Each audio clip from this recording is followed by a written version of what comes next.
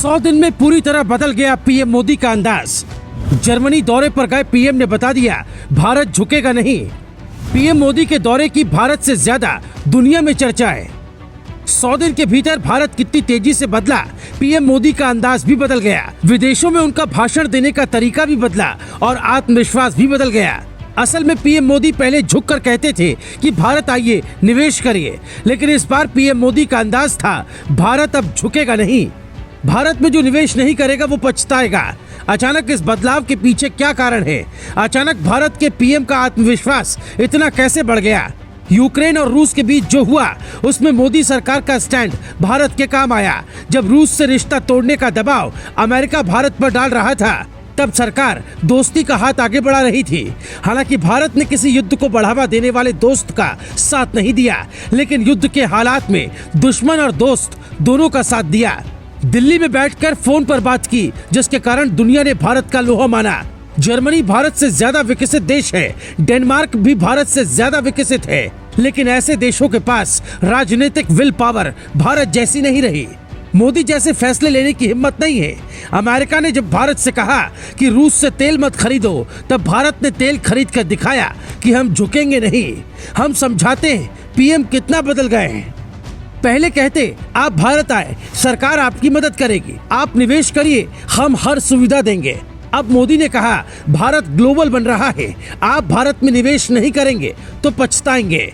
पहले मोदी कहते दुनिया को भारत का साथ देना चाहिए, अब भारत दुनिया की जरूरत है। अब पर्यावरण के मुद्दे पर लताड़ लगाई कि भारत को सिखाए नहीं, भारत से सीख लीजिए।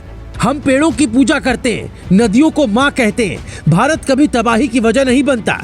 पीएम ने कहा भारत के पास स्केल और स्पीड के साथ साथ शेयर एंड केयर की वैल्यूज भी। वसुधैव कुटुंबकम यानी वन वर्ल्ड का हमारा कॉन्सेप्ट व्यापार कारोबार की अवधारणा से कहीं अधिक बड़ा। 21वीं सदी का भारत नए ग्लोबल ऑर्डर के लिए इसी कॉन्सेप्ट को लेकर आगे बढ़ रहा है।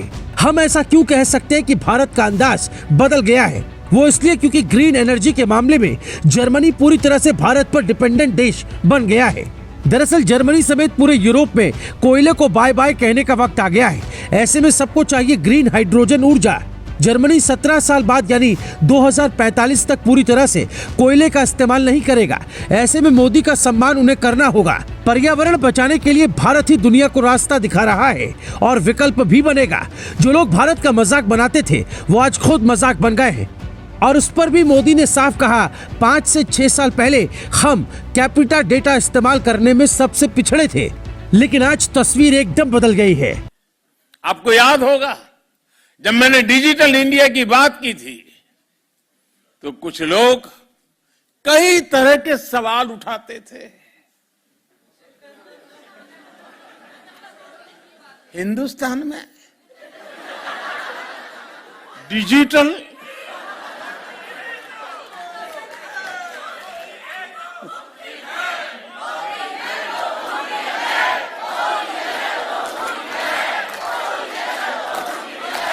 न जाने ऐसे सवाल पूछते थे,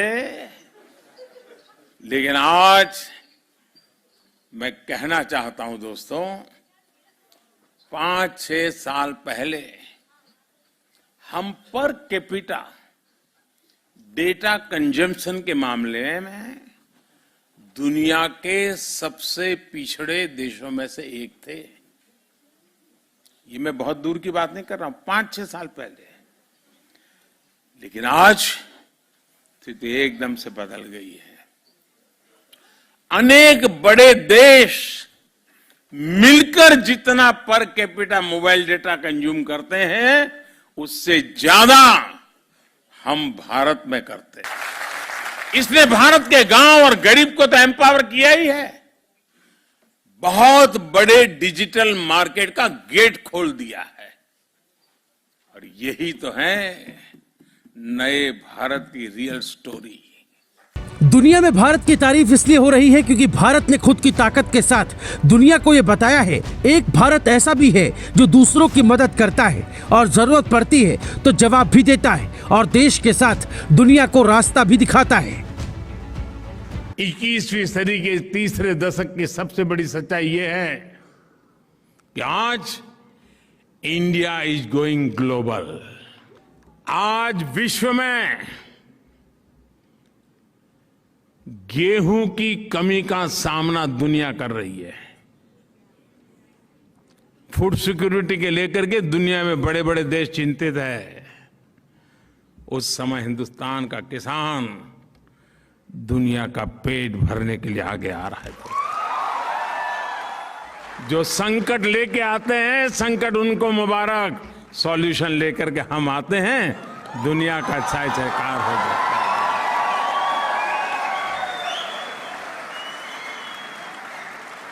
है। यही दोस्तों, यही नया भारत है, यही नए भारत की ताकत है।